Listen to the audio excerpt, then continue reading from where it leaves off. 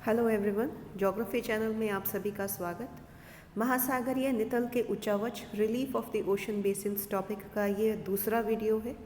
इससे पहले वाले वीडियो में हमने एक जनरल स्टडी करी थी ओशंस ऑफ द वर्ल्ड की। साथ में ये पढ़ा था कि महासागरीय नितल में मुख्य किस प्रकार के उच्चावच पाए जाते हैं। जनरली हमने ये एक बात समझी थी कि जिस प्रकार महाद्वीप पर बहुत सारे रिलीफ फीचर्स या उच्चावच ऊबड़ खाबड़ है, जहाँ पर कहीं पे पहाड़ हैं, कहीं पठार हैं, कहीं पे गर्त हैं, उसी प्रकार महासागर के तल पे भी विभिन्न प्रकार के उच्चावच पाए जाते हैं। आज हम उनका अध्ययन करते हैं इस वीडियो में। So let's begin.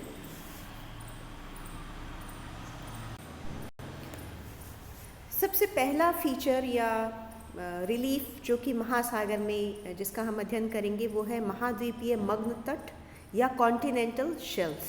जैसा कि नाम है महाद्वीप यानी कि कॉन्टिनेंटल, ये महाद्वीप से रिलेटेड है। महाद्वीपों के किनारे का वह भाग जो कि महासागरीय जल में डूबा है, उस पर जल की औसत गहराई 100 फैदम, 1 फैदम लगभग क्या पूरी 6 फीट का होता है, तथा ढाल 1 डिग्री से 3 डिग्री के बीच की होती है। महाद्वीपीय मग्न तट कहलाता है। मग्न तटों की चौड़ाई पर तटीय स्थलीय उच्चावच का नियंत्रण रहता है। जहाँ पर तट से लगे उच्च पर्वतीय भाग होते हैं वहाँ पर मग्न तट संकरे होते हैं। तो मग्न तट कहते किसे हैं? महाद्वीपीय मग्न तट जो कॉन्टिनेंट और जो जगह सागर के पानी से जो बिल्कुल डूबी हुई जगह है उसे हम महासागर कहते हैं और बाकी हिस्सों को हम महाद्वीप कहते हैं। तो महाद्वीपों का बिल्कुल वह किनारे वाला भाग जो कि हालांकि महासागरीय जल में डूबा हुआ है, लेकिन वो वास्तव में महाद्वीप का ही हिस्सा है, महाद्वीपीय भूमि का ही हिस्सा है, इसे हम महाद्वीपीय मग्न तट कहते हैं या कॉन्टिनेंटल शेल्फ्स कहते हैं। अब ये मग्न तट कितनी इनकी चौड़ाई होती है, ये इस बात पर निर्भर करता है कि उसका जो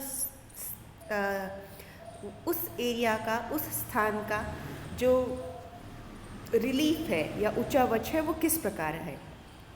अगर पास के महाद्वीपीय जो रिलीफ फीचर्स है, पास का जो महाद्वीपीय तट है वहाँ पर ऊंचे पहाड़ हैं या उच्च पर्वतीय भाग है, तो ये मग्न तट यानी कि ये कॉन्टिनेंटल शेल्फ्स हैं, ये संकरे होंगे।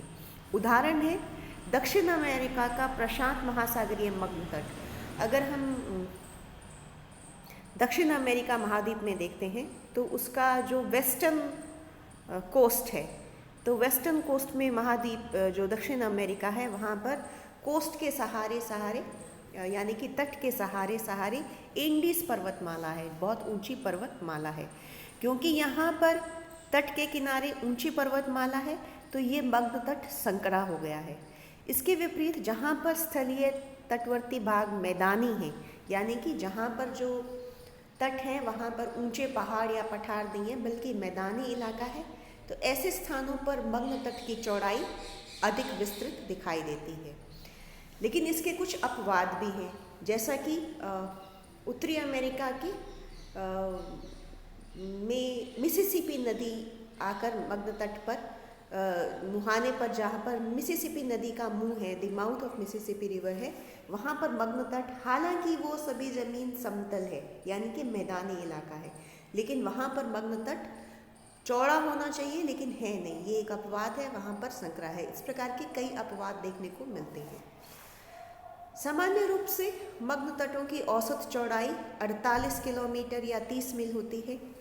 दक्षिण अमेरिका का प्रशांत महासागरीय मग्न तट 16 किलोमीटर, उत्तरी अमेरिका का पूर्वी तट 96 से 120 किलोमीटर, क्योंकि यहाँ पर बिल्कुल तट के पास ऊंचे पर्वत नहीं है। पूर्वी द्वीप समूह के कई 100 किलोमीटर, आर्कटिक सागर का 160 से 480 किलोमीटर चौड़े मग्न तट मिलते हैं। इसी तरह चीन सागर, एड्रियाटिक सागर, अराफुरा सागर आदि में चौड़े मग्न तट मिलते हैं। समस्त महासागरीय नितल के क्षेत्रफल के 8.6% भाग पर मग्न तट पाए जाते हैं। ये आंकड़ा आपको याद रखना चाहिए, अक्सर प्रतियोगिता परीक्षाओं में पूछ लिया जाता है। आपको विकल्प दे दिए जाते हैं कि जो समस्त महासागरीय नितल है उसके कितने क्षेत्रफल में कॉन्टिनेंटल शेल्फ्स या महाद्वीपीय मग्न तट पाए जाते हैं? तो 8.6% पे मग्न तट पाए जाते हैं। ये अलग अलग सागर में वेरी करता है। एटलांटिक महासागर के पूर्वी क्षेत्र में 13.3% भाग पर, प्रशांत महासागर के 5.7% भाग पर और हिंद महासागर के 4.2% भाग पर मग्न तट मिलते हैं। So I hope it is clear. महाद्वीपीय मग्न तट या कॉन्टिनेंटल शेल्फ बिल्कुल महाद्वीपों से सटा हुआ महासागर का वह भाग जो बिल्कुल पानी में डूबा हुआ है। इसकी ढाल 1 डिग्री से 3 डिग्री के बीच की होती है। इसे महाद्वीपीय मग्न तट कहते हैं।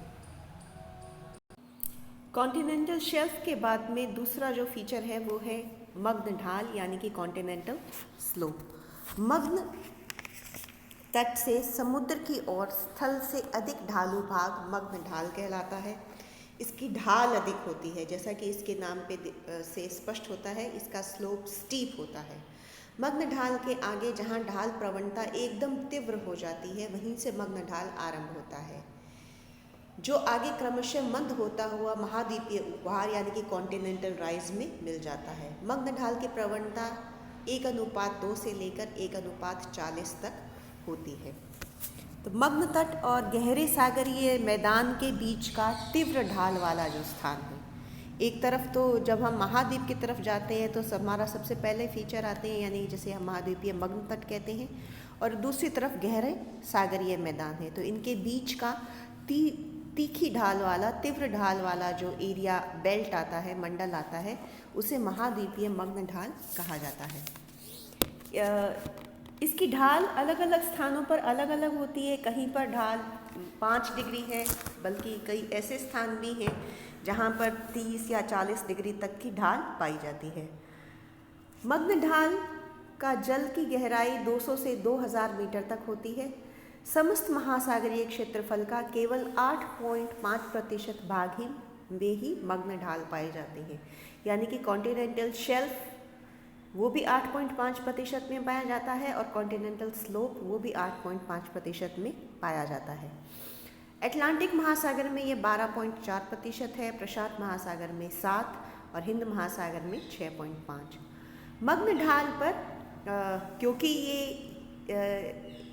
खड़ी ढाल है तो यहाँ पर आपको बहुत अधिक सागरीय निक्षेप देखने को नहीं मिलता, क्योंकि इस पर जो मलबा है वो क्योंकि ढाल तीखी है, खड़ी ढाल है, तो इस पर अधिक मलबा टिक नहीं पाता।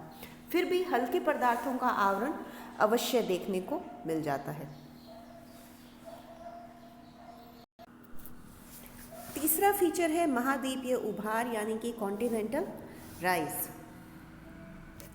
महाद्वीपीय तट पर सुदूरवर्ती सागरोन्मुख भाग महाद्वीपीय उभार कहलाता है। इसकी पहचान तथा परिभाषा करना कठिन ही है। यह आकृति सीमित क्षेत्रों में ही पाई जाती है। इसकी ढाल प्रवणता 1:50 से लेकर 1:800 तक होती है तथा औसत प्रवणता 1:150 होती है।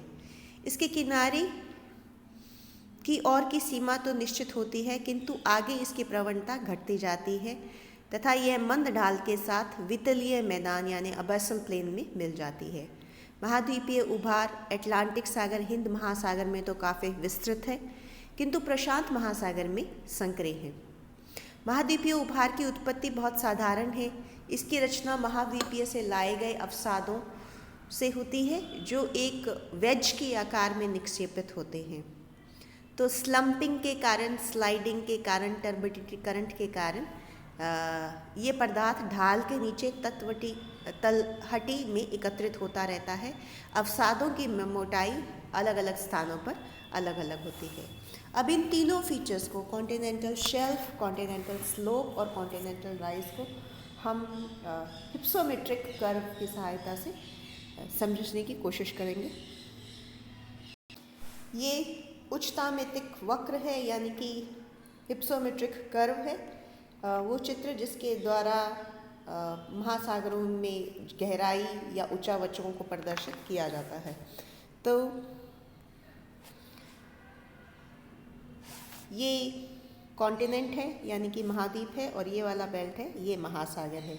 इसमें सबसे पहला फीचर है महाद्वीपीय मग्न तट, ये यहाँ पे दिखाया हुआ है, ये है महाद्वीपीय मग्न तट। उसके बाद में कॉन्टिनेंटल शेल्फ, उसके बाद में स्लोप, तो जहाँ पर ढाल अधिक हो गई ये है कॉन्टिनेंटल स्लोप, और उसके बाद में कॉन्टिनेंटल राइज यानी कि महाद्वीपीय उभार। तो यहाँ पर हम देखते हैं कि ये जो स्लोप है ये थोड़ा वापस सीधा होने लग जाता है, यहाँ पर थोड़ा गहरा है और यहाँ पर वापस सीधा होने लग जाता है, ये है महाद्वीपीय उभार यानी कि कॉन्टिनेंटल राइज। इसके बाद में दो और फीचर्स आएंगे, डीप सी प्लेन, और उसके बाद में ओशन डीप्स यानी कि महाद्वीपीय गर्त। इन दोनों फीचर्स का हम नेक्स्ट वीडियो में अध्ययन करेंगे। Thank you.